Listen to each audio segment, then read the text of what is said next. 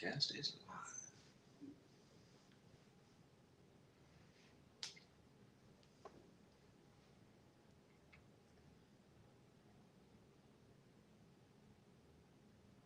All right. Look like we live and rolling for episode 2 of Love and Business with Lemoine Robinson and Crystal Robinson. So we're gonna wait on a couple of you guys to join us. Remember when you join the hashtag live and where you're watching from. Absolutely. Hashtag live and where you're watching from. Please feel free to like and share with your friends, family. Share to your pages. We definitely want to get the information out as much as we can, because the more that we have that's winning, the better we're going to be.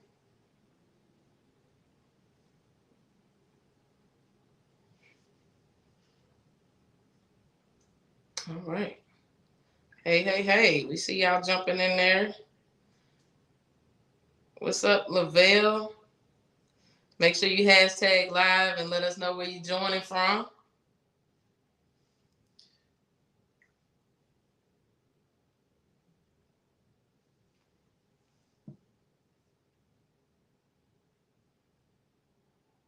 If y'all hear some club music in the background, I promise we're not at the club. I think we should have some music though. Yeah, I promise we're not at the club. If y'all missed my last post, we jumped on a quick flight to Miami, so we coming to y'all live tonight from Miami, Florida. South Beach. Yes. On Ocean Drive. Yes. It's dark now, but just outside of this window is the beach. Right across the street. We got Natchitoches, Louisiana in the house tonight. Look at that. Y'all make sure you share it with your friends. We're gonna get started here shortly. We're gonna be talking a little bit about how Lemoine and I met. And then we're gonna talk about our first ever business. Yeah. Going down memory lane. It's gonna be exciting. Taking us back a little bit, but we had to start somewhere. Absolutely. But we had some fun travels here over the last couple of days. When you say interesting, we've learned some things. Absolutely. Definitely some places we don't want to go again. Yeah. We thought we was gonna be live from Dominican Republic, but didn't quite turn out the way that we anticipated. So we got there and said, you know what, we got options. We do not have to stay here. Let's get out of here. So we jump got on a plane and go back. The beach was beautiful. Yeah. The beach was beautiful. Very beautiful. Everything that was naturally made there was beautiful. It was the man-made stuff. That went quite up to par. From the accommodations to the food to the humans that were reproduced. Absolutely. So thank God for options. You hear me? Thank God for options. We got out of there quickly. So we're gonna be in Miami for a couple of days, enjoying ourselves. But nonetheless, we're about to get started here. Oh, Chrissy says she's joining us from the plane somewhere above Texas. So Chrissy says she's gonna find a way, baby. That's what I'm talking about. Please remember to hashtag live and where you're watching from. Do that. Hashtag live, LIVE, and where you're watching from. Please do that. Please remember to like and share. Yeah. All right, Lemoine. So, as I already told the people, we're gonna tell them how we. Yeah, how we met. Yeah. But I'm gonna let you go first because I want to make sure that I'm able to clean up everything that you say after the fact. Okay. So, if you wanna start it, Okay. So if you wanna start how we met, and then let me dive in as necessary, because I want to make sure the truth is being told. All right. So I'll definitely share my truth as it relates to it, but we all know perspective breeds a difference of opinion. Okay. So make it short and sweet, as truthful as you possibly can. It's a difference between the truth and facts. Okay? All right. So, well, give them the truth. So here's what happened. We were at the state powerlifting competition. And the year was 2003. Yeah, Yeah, it was 2003. 2003. In Okay, 2003. yeah. I had made it back-to-back championships. You did. So I was there my senior year because I'd already participated my junior year. Just let y'all know how was there. So in walks Crystal. She has this windsuit on with like 13 medals around her neck, with a hat on, a personalized hat. It was with the bulldog, on it, the Natchez bulldog or whatnot. She walked in with her team, but I later learned she had lifted the day before, right? So she was just there. So needless to say, powerlifting suits are more like wrestling outfits, right? Yes, yes, they are. They're really tight. Very tight. So it's very revealing. So this is where we going with this. After a few lifts, I'm telling the truth. After a few lifts, I didn't have on a powerlifting suit. So you're trying to say that you had on a very revealing powerlifting outfit. Am I stop me And when so I'm this lying. is the Stop reason me when why I'm lying. Stop me when you I'm can lying. stop the whole story. Stop me when I'm That's not lying. what this is about. Stop me when I'm lying. I'm just telling you now. I'm telling you what the Lord loves. Ooh, I should have brought some tissue over here because I'm about to be So, crying laughing. needless to say, I lifted. I did a few lifts or so, and I see. No, Crystal comes down to me, right? I'm sitting, preparing. I'm trying to stay mentally focused for my next lift and things like that. So she comes down from up the top of the bleachers and says, "Hey, the cheerleaders wanted me to tell you that they wanted to talk to you, to come and talk to them or whatnot, right?" But I guess as she got closer, she realized like, hey, yeah, I don't really want to, really convey that message like talking about. So, her and I talk. I think I go up and I talk to the cheerleaders for a second or something like that. But she has this recorder, a camcorder, right? Has a camcorder, and I said, well, hey, look, I've never seen myself lift before. Would you mind recording me? Now, this part of the story is true. The rest of it, I don't remember or recall. The cheerleader part is true. The camcorder part is true. Continue. You did ask me to record you doing your lift. Yeah. But the rest of that stuff, you just could go ahead. Continue. I ain't said nothing. The tight suit? So we didn't have on the tight suit? You did, but I'm not looking at you because you got on a tight suit. Did I say that? Continue. I didn't say that. I just described what it was that we were wearing. Yeah, I'm sorry, y'all. I'm so sorry. A hit dog go holler. All right, I ain't no dog. Come on, man. Finish the story. These people here cracking up. So needless to say, what happened? What was I at? I don't know, because the truth, you don't have to ask about what happened with the truth, but if you keep making up lies, I asked her to record me, right? Like, hey, I've never seen myself live. Can you, record me, whatever. So she did. And I don't even remember, like, seeing it. But we talked, and then we exchanged numbers from there. And we did. Yeah, we kind of kept in touch. I think she deleted my number a few times. Several times. I remember at least 4 distinct times that I deleted your number on my phone. Some kind of way, every time she would delete my number, then I would call her like the next day or something, based on what she's saying anyway. I don't really know. But that was the truth. I would delete your number out of my phone, and literally you would call me like the next day, sometimes the same day that I deleted your number on my phone, just so you know. Okay. Yeah. Well, that's the truth part. Continue the rest. I'm done. You sure? Yeah, I'm finished. So yeah, that's it. I just want y'all to know that the majority of what he told was untrue, because I wasn't looking at him because he had on tight. I never said that. Powerlifting shirt. You said that the uniforms were tight. And they are. They are tight. Okay. But that's not the reason. I talked to you because the girls that was on the cheerleading squad asked me to come down there and say something to you for them. For them. Exactly. Right. For them. Okay.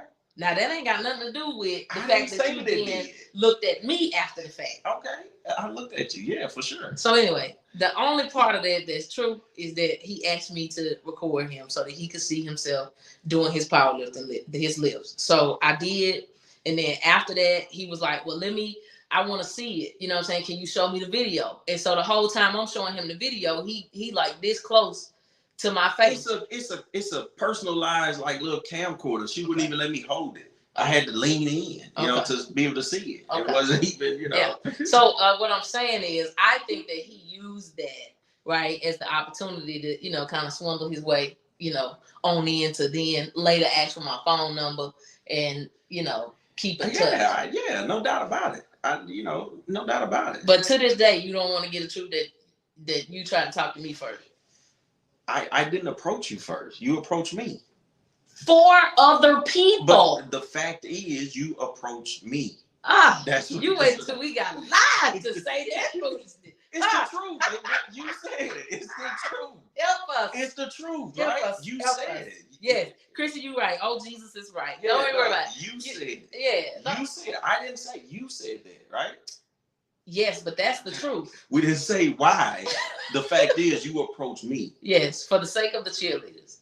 You know what? It doesn't matter. The reason why I even wanted to introduce, this particular episode with the way that we met was really and truly to show, that we both had, and still do have to this day, a competitive nature about ourselves. And I think that is something that we carried way past high school, obviously all through college, because Lemoine played football all through college, but I've just been a super competitive person, like literally all my life. And so I think that that competitiveness for us has also been beneficial for us, in business as well. Yeah. So that was the reason why I even wanted to, introduce that story. I definitely didn't want to introduce it for Lemoine to have an opportunity to embellish it to the degree of which he has tonight.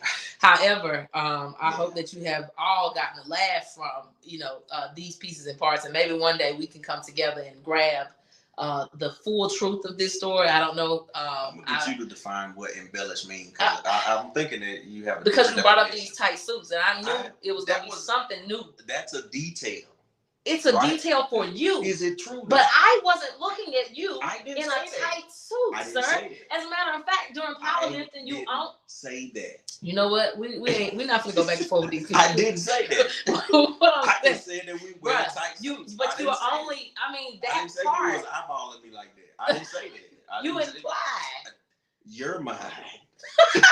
That's the only reason you said it. You're mine. Okay, the people in the comments will tell us the truth here shortly. Why don't y'all help us and let us know that clearly, right? He was trying to say that. All right, don't worry about it. Anyway, back to the competitiveness, right? I think that for us, we utilize that, that competitive nature that we do have. I think anyway. Yeah, for sure. To be successful in business on a daily, like even, in the day to day, I think we still try to compete against ourselves per se. Or even when we train a new team member, we still, take it upon ourselves to make sure that we're still, honing in on that competitive nature on a day to day. So for us, I think that that's like a super strong suit. Yeah. As it relates to being, in love and business. And I think really, the gears probably shifted a lot quicker for Crystal than it did for me, right? Because you have,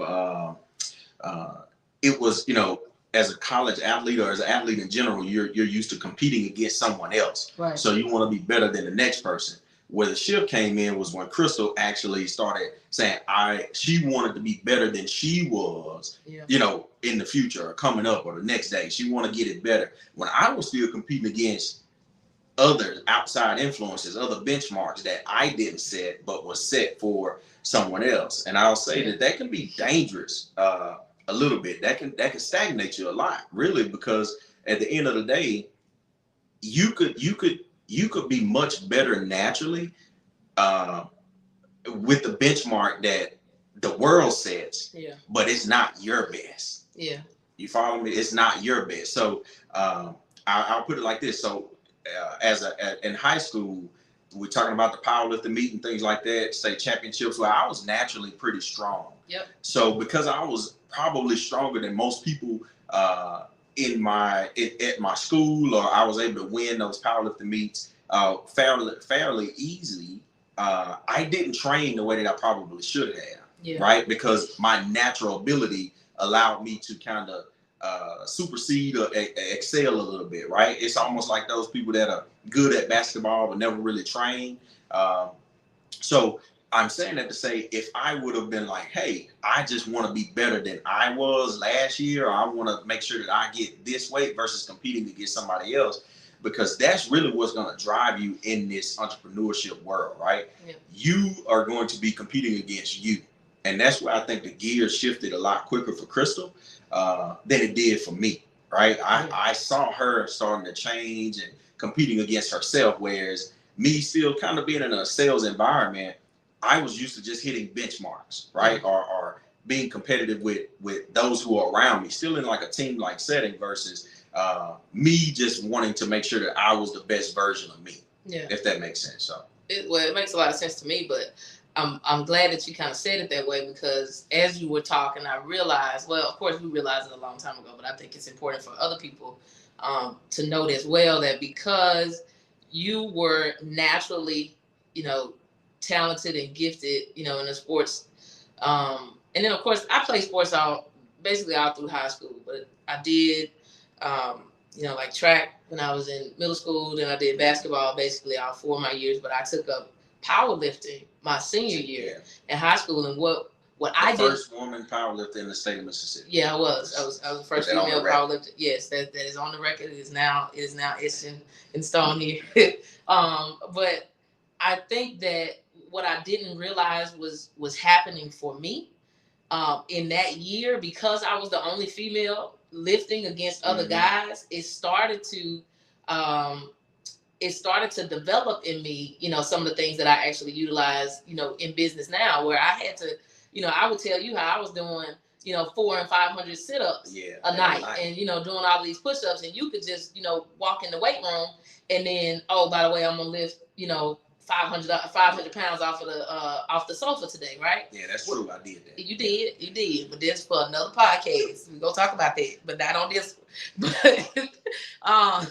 But I think that I was cultivating, these characteristics and this drive from here it is now my senior year in high school, and then to kind of build on that as I continue to go on in life. Whereas you were used to just being naturally strong. Right, so it didn't necessarily require too much effort from me. I only wanted to be as fast as the fastest person. Right. I only wanted to be as strong as the strongest person. Right. I didn't care to be as fast as I could possibly be. Right. I didn't care to be as strong as I could possibly be, as educated as I could possibly be. Right, until later on. Yeah. But that I would definitely say that was something that probably hindered progress. From an entrepreneurship perspective early on.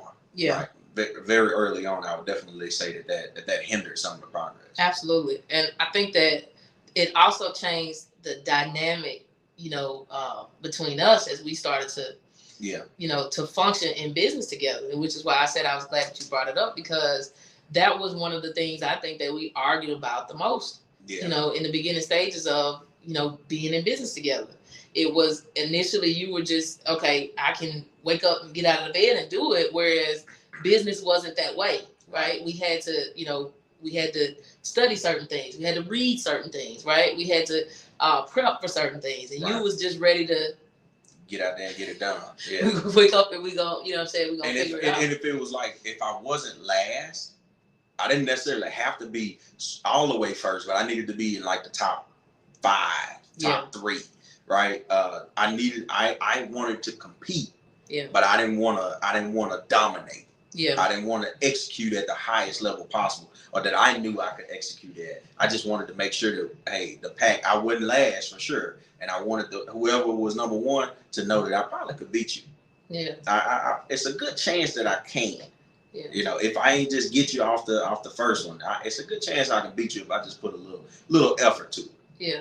But a lot of times people always ask us, how we're able to, function in business together, with our spouse. And to be honest, in the beginning stages, it was super frustrating for us because of, the different dynamic that we have. Now, everybody's story isn't the same, but, for me, I was just totally driven in being competitive with myself. Right. I wanted to just be better than I was yesterday. And it was super frustrating in some cases when, Lemoine just wanted to say, well, I'm the best on the block. Right. Or I'm the best in this particular area. And I'm saying, but are we better than we were yesterday? And so we would just, we would butt heads, all the time because of that, that different dynamic, not knowing, that we needed to figure out how to hone that and be able to use those different personality types to our advantage. But I don't want to get, too far into that. I think we should probably, take a particular, podcast and go in that particular direction. But we did say, that we would talk about our first, our very first business venture that was actually an accident. I think a little bit, it kind of. I don't think it was an accident. I think it was one of those things where. Well, I'm saying us starting the business. Yeah. More so, sure. yeah. We started it in the direction that we thought we was just gonna have a pet. Right? Yeah. So I don't know if you want to open the floor with, But if you think I'm gonna tell the truth. So I'll start. I'll keep going. Here we go, dive into that. So what year did we? Is this 2011? It may be 10 or 11, something like that. Okay. Maybe 2010, 2011. Mm-hmm. We have some Lemoine here is a fan of what we call pit bull bullies, right? It's a breed of dog, which they breed what two dogs to get these? A regular pit bull and like an English bulldog or something like that. It used to just be pit bulls. Yeah. But then they started getting a little more exotic with it. Right. So yeah. Definitely different these days. But anyway, he had wanted, he wanted to buy a pit bull bully, for a pet. And when I saw how much these dogs cost, I said to myself, that's a lot of money for a dog. So our first dog, how much we pay for the first dog? It was like $600 or something like that. Yeah, from the local guy. Yeah, it was like $500-$600, which is still for me. That was a lot of money. That was a lot of money for a dog. When you grew up and you just get the mutt. Right. The dog that's in the neighborhood that you just start feeding. Absolutely. Like that, yeah. Yeah, so the thought, of paying $600 for a dog for me was, a bit much. It was for me too. Bro. Yeah, and this is in, this is in 2010. So we ain't, I'm like, yeah, we can do it, but that's a lot of money for a dog. We didn't have any kids. We didn't have kids at the time. We worked pretty good jobs. Yeah, so we could afford the dog, but I just thought it was a stretch. But anyway, so then he starts to tell me about, that these dogs, they go in dog shows and all this kind of stuff. And so he shows me some stuff online about, how you can, travel to different dog shows and the different breeds of dogs, different classes of dogs that they put them in. I'm like, man, this is like a serious situation. Yeah. But unfortunately, we took that particular dog for a walk one day. It was very hot. It was a super hot day. Super hot day. She overheated. Yes, she overheated. And unfortunately, the dog died when we brought it back home that day. You're supposed to say the good Lord called her home. Well, however you want to place that. And I have never. She was dispatched quietly. I had never seen Lemoine this sad before. Like he was like walking around the house just moping. Like and at this point in time, this is when he actually still washed dishes. So during this time I would wash and he would dry. We would stand at the sink, washing dishes, man. And I remember this like yesterday. I don't remember this. Now watch it. We washing dishes, and Lemoine standing there drying the dishes, and he was like, "Man, I miss my dog, man." You did. That's the only reason why I went to step 2 and bought one. He was so sad at this kitchen sink. But you did. I'm not even gonna comment on that. I'm not even gonna entertain. I'll tell you, I don't think I saw real tears like the ones I'm crying right now laughing at him, but he was so sad at this kitchen sink. And I just felt so bad. So then I started researching, and we found the guy in California. So at this point, we was like, okay, we I was like, okay, we get more dogs, but this time we need to be a little bit more strategic about it, because we had already thought at this point when we got the first dog that we were going to breed the dog, and eventually maybe, have some puppies and all this kind of stuff. And so then after he had got so sad about this dog, I'm like, well, now I'm over the top trying to figure out how to fix it. So I say, well, this time we're going to get 2 dogs. We're going to get a male and a female, so we could just breed the dogs ourselves. Like we could just go all in. And so we ended up getting these dogs from a kennel in California. We had these dogs shipped on a plane with Delta Airlines. Yep, and we had to go to the airport and pick them up. Troy and Chanel. Yep. So we pick up the dogs. Now this time, how much we paid for these dogs? It was more. It was over $1,000. Yeah. Yes. So in a matter of months, we went from it's overkill to pay $600 for a dog, and now we pay over $1,000 for now $2. So we've at this point, I think, went way more above and beyond, what we had anticipated. But anyway, I think at that time, that's why I say accidentally, we started going into this direction of, we're gonna, we're gonna build a business out of it. Yeah. Well, I think one of the things was like, hey, if we're going to do this, then how can we monetize it, so to speak, right? How can it feed itself, right? If you got to get shots and food and all this for the dogs, how can it feed itself? Yeah. So as we started getting a little bit more exposed to the world of dogs and ABKC shows and things like that, then it was like Crystal came up with the bright idea, and let you go from there. Well, I just since we were paying so much money for the dogs, I just felt like we needed to get some type of return on investment, right? Like I just didn't think we should be spending that kind of money on dogs and not seeing any of the money come back, which is why initially we was like, well, if we breed the dogs and we have puppies, we can get our money back from the purchase of the dogs. Like, hey, you can have your pet situation, but let's try to figure out how we gonna recoup off of the money. And I think that was the original idea. Yeah. Right. And I think that that part of that competitive nature that we kind of talked about earlier, I think that just drives us in a direction that makes us think the way that we do a lot of times too. And so when we get the dogs, we decide we're going to breed them and all of that. We start taking the dogs to dog shows, because at this point we're not looking up online and we're like, oh, they got like real dog shows out here for these dogs, like not like the little Christian ones, not the AKC what you see on TV. Yeah, on TV. Everybody in suits and ties. Yeah, it's not that kind. It's pretty hood. So, but anyway, I mean, but it's pretty hood, but it was a lot of money circulating in these hood situations. So we decided we were going to start taking our dogs to the shows and actually show them. So then I started training the dogs to walk on the leash and do like the basic commands. So I would teach them how to sit, how to stay, and then a little bit of leash training. But then you would start doing the what you call it, the ring, the ring training with the dogs. So we had this whole little system set up. And so we went to our first show, and that was the one in Fontainebleau. Yeah, and right there in Louisiana. Yeah. So there was a kennel club that would host the Castine Center. Yeah, at the Castine Center, which is not too far from where we live. And most of y'all probably don't even know what that is, but they would host a show there pretty regularly. So we took our dog there. I don't think we won. I don't think so. Pretty much anything at that particular show.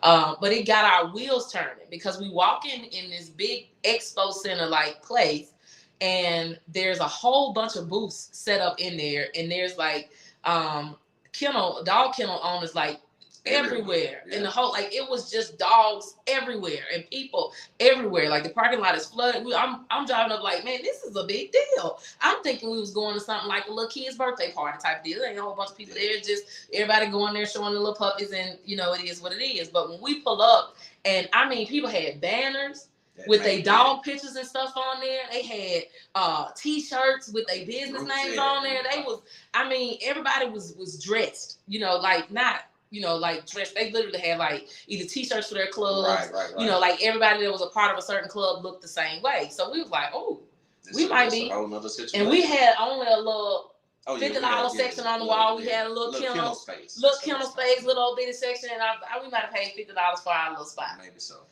But when I walk in this place, I see dollar signs everywhere. Lemoine is probably in shock and all about all the nice dogs he sees. But all I see is money everywhere. Because I didn't realize that we had paid, a couple of bucks for our little kennel spot.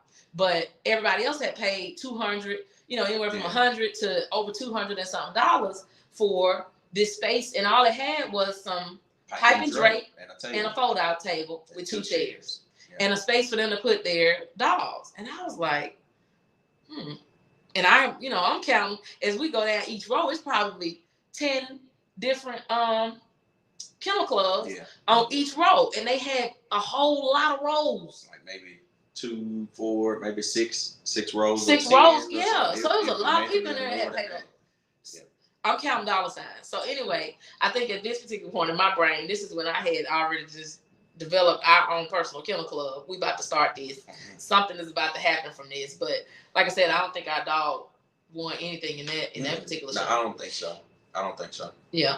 So what transpired from there is we started traveling to some shows, right? We went to maybe 2 or 3 shows. I know we did one in Atlanta. We went to one in Texas. Yeah, but we went to Atlanta. We went to Texas. We did do one in Texas, and then I think we did maybe one that was still local. It was, I don't even know. I think we only really went to 2, and then we had that conversation. Yeah. You know what I'm saying? And because the other ones we started going to promote. Right. You're right.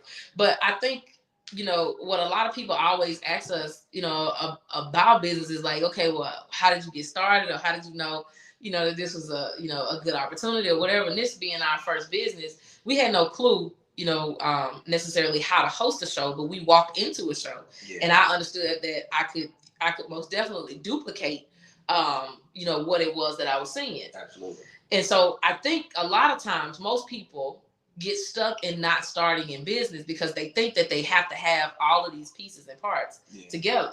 Whereas for us, we walked into a room and we could see the vision. Right. Well, I saw the vision. Here's a transparent moment. Mm-hmm. I saw the vision, but I felt like it was going to be 3 years before we could get there. Right. I saw it. I was like, man, we're going to be doing this, too, but we got to get our name recognition out there. It's going to take some time because these are kennel clubs. Yeah. Like we're new to the whole scene. We're new to all of this, so nobody knows who we are. Right? So, excuse me. So I'm feeling like, hey, well, we got to get a little bit of brand recognition, a little bit of name recognition before we can jump out and just launch. Mm-hmm. and do a show, right? And I'm thinking we can just show up and be the biggest show in town today. And I think but she asked me a question. She said, what does it take to host a show? And this is when we eating lunch or something somewhere. Mm-hmm. And I said, man, it's probably a lot. I mean, and I noticed the key word is probably, right? Mm-hmm. I know no facts about it. Mm-hmm. I know no facts about it because I hadn't done any research because I was already paralyzed in my thinking before I even allowed myself to do a Google search or anything like that. I just felt like, hey, paralyzed. You're going to need a lot more time in the game before you can even attempt to do this, right? Yeah. You're going to need brand recognition, things like that, right? Mm-hmm. And that translates right over to someone else in their business, right? Mm-hmm. Before you even start, you're paralyzed because you're feeling like you're creating obstacles that don't even exist, right? They're just obstacles in your mind and your thinking. They hadn't even really been presented to you. You presented them to yourself, but no outside force presented it to you. Right. So, we definitely had the vision, but again, I was paralyzed in my thinking. So, as we were sitting there, she asked the question, and man, she literally just went on and just Googled while we were sitting there, like literally, and just shut me up real quick. Well, I think that, I built the whole mountain, like, oh, it's just gonna take this, it's gonna do this, and she just Googled it, and I mean, okay. Well, but so here's the deal: whether you're on here, single in business, or if you're married in business, what he just explained is the dynamic that we operate in still to this day, right? Lemoine is usually very reserved. I am very, let's go after it and get it done right now. Matter of fact, we should have did it yesterday.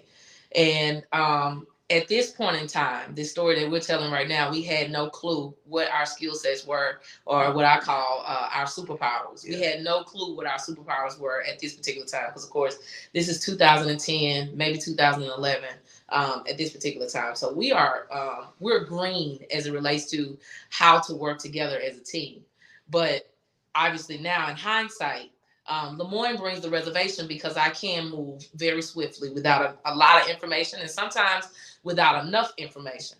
But at the same time, Lemoine moves very slow to the point that sometimes we may not move at all if the ball is left, in his court. But with the dynamic that we have, that we work together, we can have a smooth flow to press forward. Yeah. So even though he was in the reservation at that time, him presenting the question made me go and do the research, right? Because I'm gonna look, sir, we done paid over $1,000 for these dogs. we about to do something to make some money. So I already knew that we were going to do something, but seeing these shows, I immediately said to myself, forget breeding the dogs, because when you breed the dog, you got to make sure that the dogs actually breed. You got to make sure that the female actually gets pregnant. You got to make sure that the pregnancy goes to the end. You got to make sure that the puppies actually are birthed and then they live. Then you got to make sure that the puppies are healthy, yeah. and keep them alive enough to 6 weeks to get shots to then sell. And then you got to hope that people like your little ugly puppies to buy them. And so there were a lot of steps. There were a lot of factors. There were a lot of steps. What new dog got C-section? Oh my Lord, we have found out so much stuff trying to breed a dog. Artificial insemination, and I had no clue about that. Sweet Every Lord. dog that I knew, you see them stuck together over there, in the woods or something. Jesus, we thought that because in the country, we see dogs breeding all the time, and it seems like it is a pretty easy situation to happen, right? You just kind of walk by and you see dogs humping. But here we are and paid all this money for dogs, and we couldn't figure out how to even get them to like each other, right? It was like, this is the most confusing thing we've ever seen. We thought that this was just going to be like a situation that just happened. And the breeding part was not as easy as we thought. And so when I went to these shows, I'm like, you need a building, a date, and people that's crazy enough to spend this money on dogs. And it seemed like there's a lot of them around. So it seemed to me that it was much easier to make a lot of money faster in that situation than it was to breed these dogs, especially as how many failed situations that we had in breeding up until this point. And so we started, so he asked the question. I go on this website, I look, and then I find out that all you have to do is fill out the application. I think the application fee was like $100. I think it was $100. All you have to do is fill out the application and have a date. And me, operating the way that I do, I filled out the application and sent in the check for the $100 and with a date on there. Now, I don't think even at this point that we had a building secured. We didn't have nothing. We didn't nothing. I just sent in the application, with the date on it. And sometimes that's what it takes for you to actually then move forward. As one of our, coaches and mentors have said before, you just do the next right thing. Yeah. And so the next right thing in that particular case, after we had seen that something like this was possible, was to just simply submit the application. Now, I'm sure at this particular point, you was probably a whole lot of questions is probably going through your head. I mean, of course, but I believe in it, but still, I need to know a few more details. But now it's on us, because now my silence is a little bit stronger, because I just really felt like it was a monstrosity of a deal, right? So when you go online and see, okay, it's $100 application, and then we can have a sanctioned ABKC show, right? That was the deal. It needed to be sanctioned, meaning that when the winners of the dog, the dogs were the winners were chosen, that they would get points that would put them close to being a championship dog. Yeah. So I was like, okay, we'll figure it out. We'll figure it out. Okay, we'll figure it out. But so my silence had gotten a little bit stronger, or maybe I should say my faith in how we were moving got a little bit stronger, right? Yeah. Because information. Yeah. Right? Information silences the fear. Yeah. Right? And so that's all we were doing, is as we gather information, and I'm always one, I know I make posts about this all the time, and then people be clapping back talking about, I need to get my information.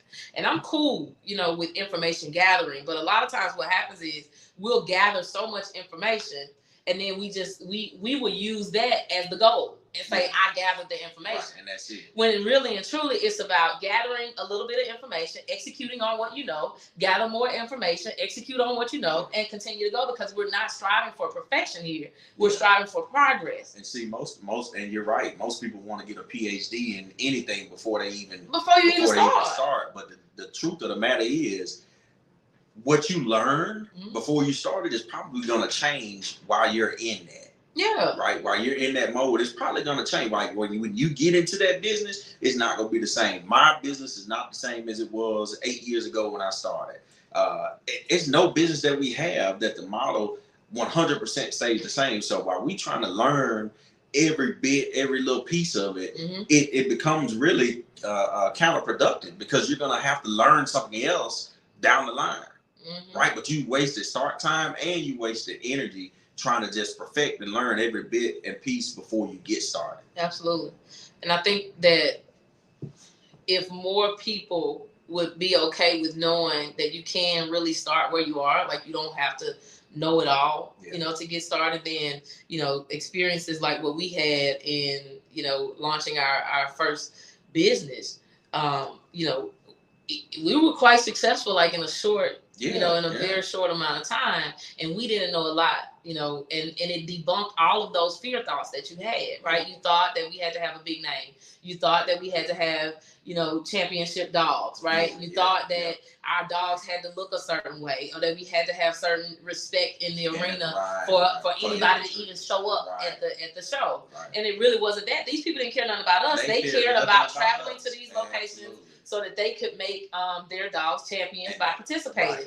And that's what's most important when you get into something. You need to know, what does your customer want, not what you want. Exactly. And I think when we're thinking too much, that's what we're thinking about. What do we want? If you're in business, you need to be looking for, what does your customer want, right? What are they looking to get out of the matter? And when we keep our radio station on what's in it for me, you typically lose, right? I was looking at how can we meet a demand in the market? Yes, because these people, and then what was even bigger is that we would get to these shows in Atlanta, in Texas, and wherever else we had traveled, and you know the majority of the people that was there, where they was from? Louisiana. And here we are traveling all over the world. So the first thing I thought was, nobody's doing a show in New Orleans. Nobody has done a show. And everybody liked to come to New Orleans. But a lot of the people that was traveling to the shows was from New Orleans. Yep, from Louisiana in some capacity. So what do we do to serve the customer? We decide that we're going to do a local show, and we're going to have it in New Orleans. Now these people ain't got to travel because, don't it cost to travel with dogs to that? Like, you got to either have you know, a big truck with a, you know, like a camper with a camper, well vented or air conditioner. Because these dogs get hot and will pass out on you.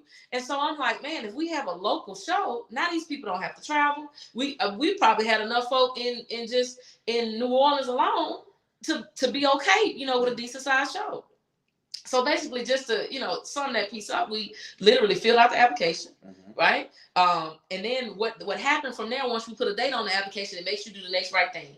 We need to find a venue, right? So we find that we do some research in some places in New Orleans, and we find out there's a venue that was fairly inexpensive and perfect for the event. I mean, absolutely perfect. We tell them what we're looking to do, and they're like, okay, fine. You know, we paid a deposit, which was fairly inexpensive, right? And all we needed to do. And when I say fairly inexpensive, it's like $500.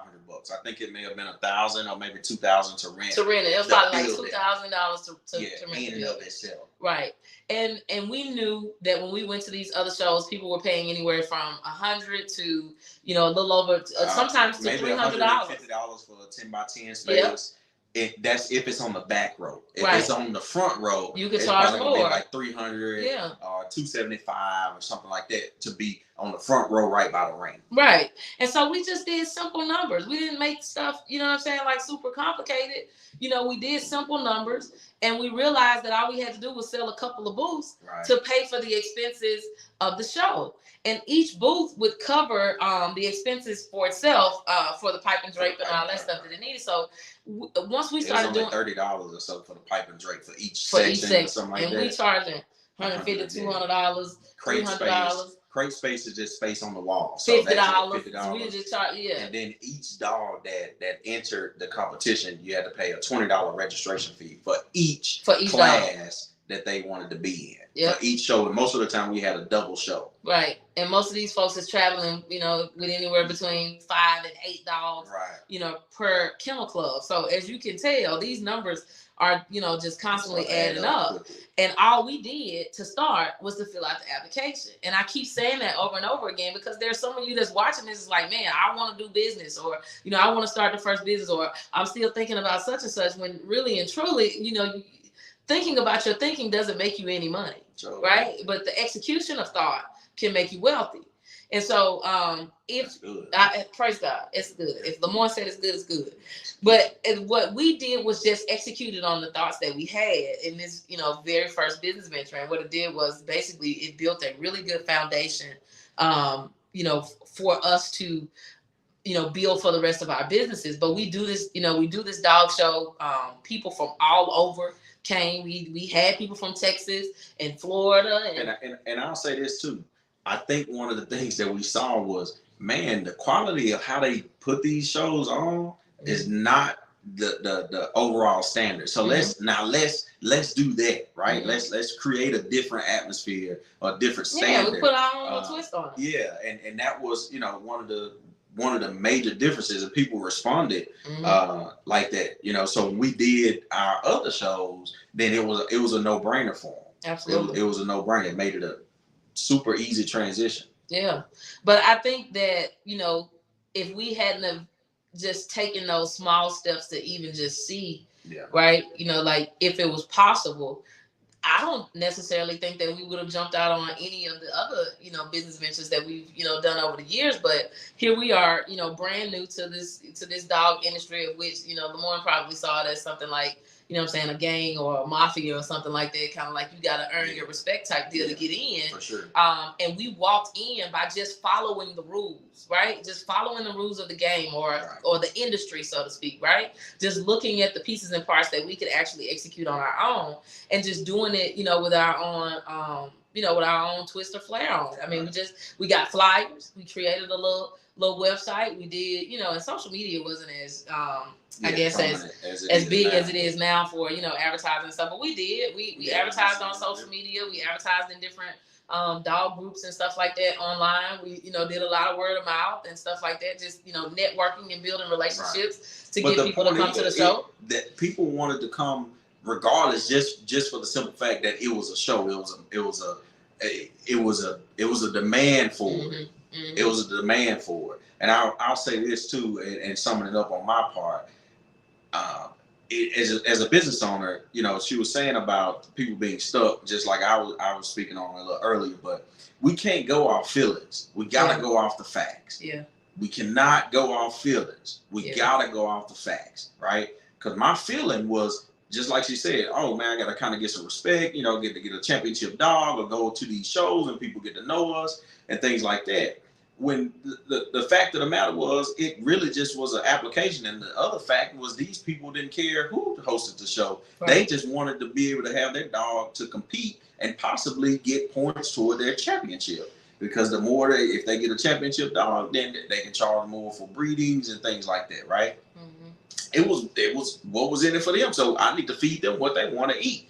I'm so vain. I'm thinking it's about me. Or my name, or my kennel name, Kennel Club. It's almost like a motorcycle club, right? Your Kennel Club. So, and here we are. This is well over 10 years ago. Mm-hmm. We're not realizing in that time frame that that's what business really is about, right? What does the customer want? And to be in business and constantly think about what it is that you want to do, how you want something to look, or how you want something to be set up, so to speak, when really and truly the customer should be speaking to you and driving you into a particular direction. And here we are, super new to anything, business wise. We had no clue what we were doing at that particular point in time. But now, as I look back on that, the shifts that we made was let's service the customer, right? We even, went so far as like even the business name, right? We tried to cultivate that in such a way that it would drive people to want to unify as a state, right? Because the name of the club was the Louisiana Bully Kennel Club, which didn't, exist prior to that. And so we were doing things then that absolutely now, it's like a no-brainer. It's a second, thought type of deal. When our initial, the way that we behaved initially was, thinking about how were we going to do X and how were we going to, and it really wasn't about that. It was about servicing the need of these people that took pride in their dogs, and that wanted to, have championship dogs and things of that nature. But, we put this show on. I'm talking about just as green as can be. We ain't know nothing from nothing. We just went to a couple of shows, and just like we said last week, we hit copy, paste. Yep. We saw what other shows were doing. We saw what the setup looked like. We even went online and looked at other people's layout of their event. And we said, okay, they got this many rows. We can look at our layout of our building and try to set it up with that many rows. We can have our ring set up this way because they had theirs set up this way. And we literally copied and pasted because there was no reason for us to go out and try and reinvent the wheel when it was already out there. And what really happened was we made a lot of money. Yeah. In a day. For our that was the most we had ever really made in any business. But that was our first. We hadn't done anything else, But it wasn't a long time. It may have been 2 or 3 months of planning. Yeah, we only planned for I would say tops 2 months. Yeah. You know what I'm saying? Something like that. We started putting stuff together and deciding, okay, well, this is the location, this is this, and this is the company we're gonna use for the pipe and drape. I'm like, sometimes it irritates me when people ask, like, well, how do you start X? And I'm like, listen, it's right now it's 2023. Google is a beast. And that's really all. I just went online and looked up different companies that had pipe and drape in the area and seeing who was the the most cost effective one, and then who would deliver, right, and who would set up and all this kind of, and who would take it down. Like, I just Googled that, right? It wasn't like I just went out and got a PhD in hosting dog shows. I just put each piece and part together that I knew, to put together. And if you would just get out of your own head, those type of, simple executable steps is actually what you need to, move to the next level of that. But here we are putting together these small steps, copying and pasting. And here it is in a single day. We make a little over $20,000 in 2010. Or 11. I think it was 2011. It was somewhere in there, but you're about right on the 20,000. I know those numbers. Yeah. We made a little over $20,000 in a day, right? And I'm talking about super young. I ain't had no clue for nothing. Sad part about it is I don't know where that money went. We did something fun. I'm talking about we must have blew it. You hear me? Blew it all the way out. I can't tell you to this day if we did anything that made any sense with any of that money. I don't know what happened. I know we said the people that helped us, right? They came because we had a lot of friends and family that came and helped us. Kind of do. That wasn't $20,000. No, I know, but I'm just saying. I know we. But I mean, obviously we've learned, better since then, and we did another copy paste, right? So we had a second one. I don't know how long it was after that. It must have been. It had to be in 2012 because I was pregnant with Kate. Yeah. So I think maybe the next year, we hosted another show or whatever, and I think during that show we made either like $15,000 or $16,000, in a day. But we had more overhead because we had to hire security. Yeah, we had to hire. Yeah, it was. Yeah, we had to spend a whole lot more at this second show. But I mean, even still, just to think that we were able to make that type of money in such a a short window of time, it still blows my mind. And we didn't know necessarily what we were doing in business per se, but those types of experiences is what I feel has shaped us to this day, sure. As business owners, because we still execute somewhat very similar to that now. Definitely. Right? We research a little bit, we execute what we know, we research again, and we reevaluate, and then we implement what we know. All right. And the other thing is, I would definitely say,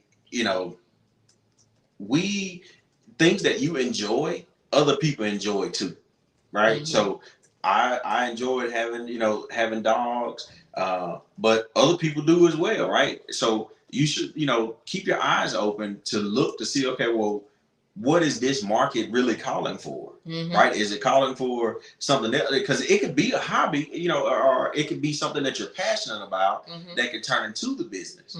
Right? So don't turn a blind eye to it, just like, oh, I just like, makeup or whatever it may be. I don't know, right? I like cutting hair. I like clothes. I like fashion, shoes, watches, whatever it is. Now you should, does it take a specialty to become a part of it, right? Do you got to go to school to get a doctorate or something, right? If not, if there's no, what is the entry level, right? But don't go off your feelings. Go off the facts, right? Look it up. What is it going to take to start this? And then, get started. But if it doesn't take a specialty degree or anything like that, then yeah, you should, because if you should put the wheels in motion, because if you desire something different with that industry, then somebody else does too. Right. Somebody else does too. Yeah, and I'm almost certain Lemoine is probably speaking from experience there, because I always tell him, feelings will lead you. Yeah. Sure. in this direction that you don't want to go. And in my experience, feelings aren't profitable. But the facts for sure, can lead you in a direction to actually build, a good sustainable business. And I think what we learned from, launching this particular business is it's more important to research, right, and get the facts and execute on those than, actually thinking about your thinking or moving, in fear or not moving in fear. Because I'll say in most cases, most people don't move because they have fear. And so I would most definitely say if you're in business now and you're stagnant or you're not necessarily seeing the results that you want to see, then you're going to want to, evaluate, right? Why are you stuck there? Like what pieces and parts have you just decided that you're not going to execute on? And then, what fear thoughts are you actually allowing to stagnate you from moving forward? Yeah. And for us, if we had allowed that, we wouldn't have seen, what we saw in our first business, which was a whole lot of profit in a short, amount of time. And even though obviously we didn't continue on, with that business, because the dogs are expensive. When you're trying to breed dogs and show dogs and obviously travel, I probably could have stayed in it with $0 and just hosted, hosted dog shows.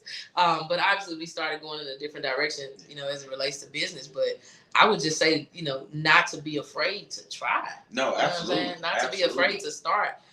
Where you are and with the thoughts that you have. Worst case scenario is it doesn't work, and then you've had a lot of good learned lessons, because we learned a lot of stuff in the dog business. And that's the part right there, right? You got to change your perspective, because even if it doesn't work out right, then if you're thinking about, this is where you shouldn't think about outside when other people, you like, man, they gonna think I failed, they gonna think this about me, they gonna think that about me. Like, dismiss that part. Yeah. Right? Dismiss that part. You change your perspective. You either win or you learn. Right. You either win or you learn, because that was the thing that was making me paralyzed, was thinking, hey, well, what if we put this money out here and it don't return to us, right? Or what if nobody wants to come to the show because they don't know who we are, or they don't know, this kennel name or anything like that, right? All of these paralyzing, stupid thoughts. Whereas if, at the end of the day, only thing we had to do was only thing I needed to do was silence that. Right. And I think, now, because to be honest, because a lot of times, in the social media world, obviously, we tend to post your wins. And I'm not going to post, our drama online. That's just not what we do. But, behind the scenes, that was a huge frustrating factor for us, relationship wise. Because Lemoine is just going to point out, like the fear-based things, or the negative things, the or things that concern. And what we weren't seeing, because I see them as negative, right? Yeah. And what we weren't seeing in the beginning stages is that he had the ability to see the roadblocks, right? That's his superpower. He can see the detail of the matter.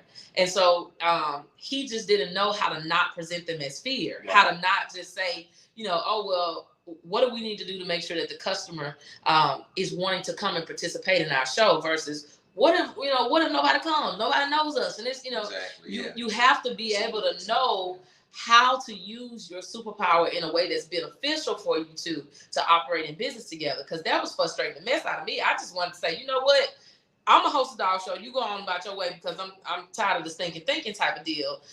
When really some of the thought processes that he had could help us to eliminate maybe some pitfalls, down the road. But because of the way that he was presenting them, it was frustrating me. Yeah. And so, in love and business, you really do have to know, is this fear talking, right? Is this the superpower talking? And then, depending on what partner it is, we have to be able to ask the right questions to determine why is this coming up, right?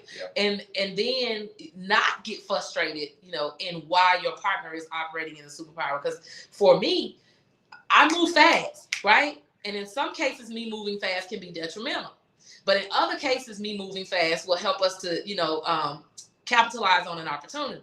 And so we have to know, when it's time to utilize those superpowers, and then, when we're using them to our own detriment as well. Yeah. And for us in this particular, business, being that we were super, super new in it, we was clashing heads a lot, right? Because we didn't know what we didn't know.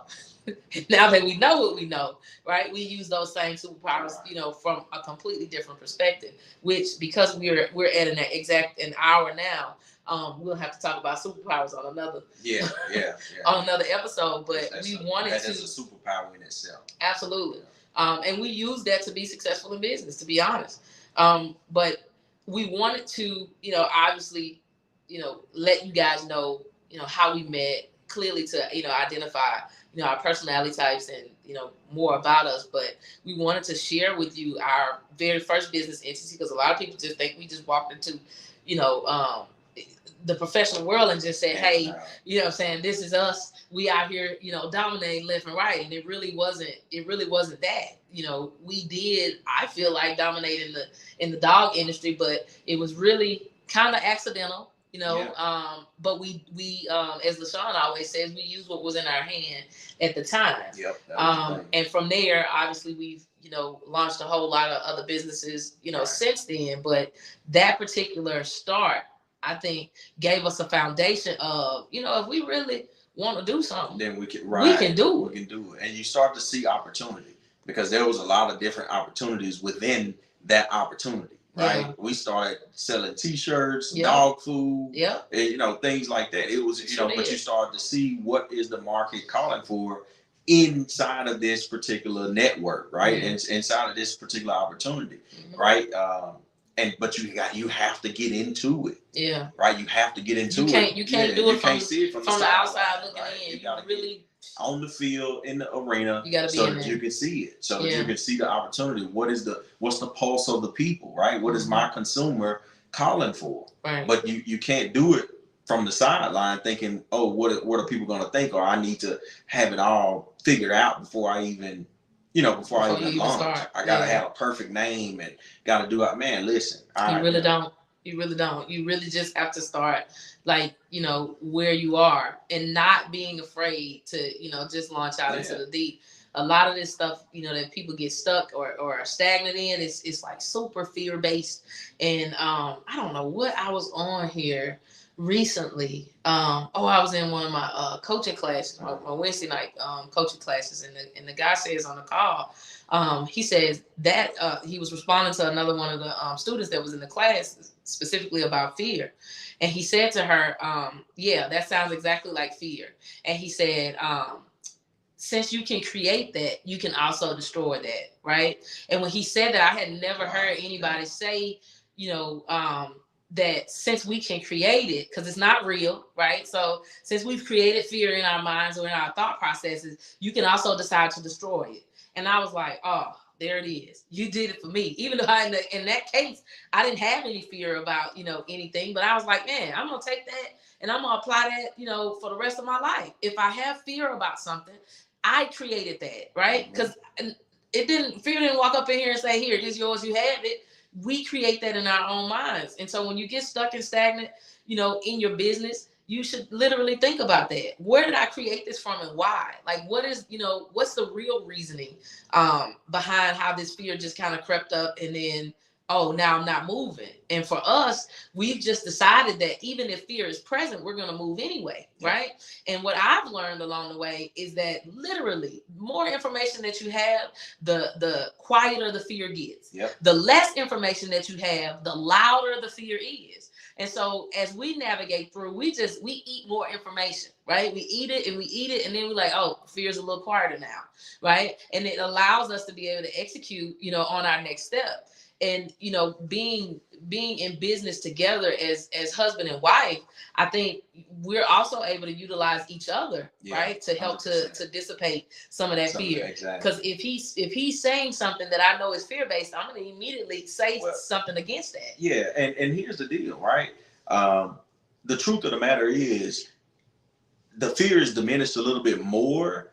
Just because we know that we're gonna do the work, right? We know that we're gonna, hey, do what we got to do to try to make this thing right. And the second thing is, if we agree on it, whether it works or not, I'm not fearful of what Crystal is gonna say about me, or or about my decision to launch the business or to do this different in the business, because we're probably gonna talk about it first, right? So if we agree, then it's cool. If we're sitting in the dark because something went wrong, then I know we're going to be okay. You know what I mean? I know, hey, we can still have this conversation because, hey, we had a conversation prior to.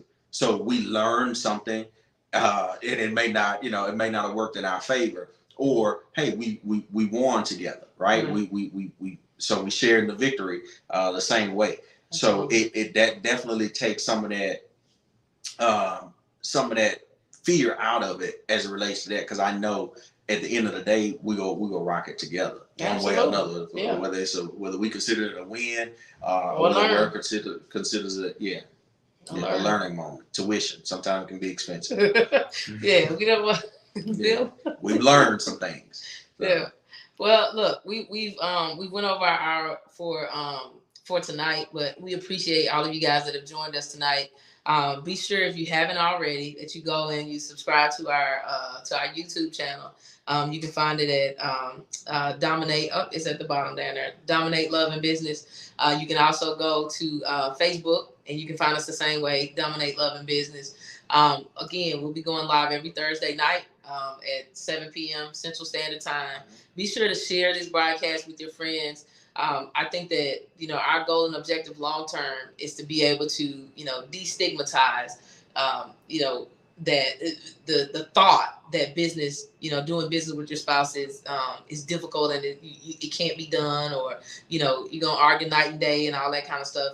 We've learned through the process of this that there is a flow. Once you get in it, life can be a whole lot better. And so, we want to be able to share our learns, with as many people as we can, and help others to be successful in business, whether you're married or not. I think the golden objective is, just to give you as many quote unquote cheat codes as we found along the way, and make sure that you're, that you're successful in business as well. So, please do share the broadcast with, with your friends, with your family. Subscribe to the YouTube channels and the Facebook pages, and tune in with us every Thursday night. And if you're catching the the replay, great. I hope that you've gotten some some valuable information from it. But we will have more guest couples on with next us week. Actually next week we'll have a guest couple on again. And so hopefully you guys are tuning in and hearing the different perspectives of other couples that are in business together as well. So thank you guys for spending your time with us tonight. We hope something that we've shared has inspired you to, move on that information that you've been gathering over the however long it's been. And we'll see you next week. Yep. All right. Good night.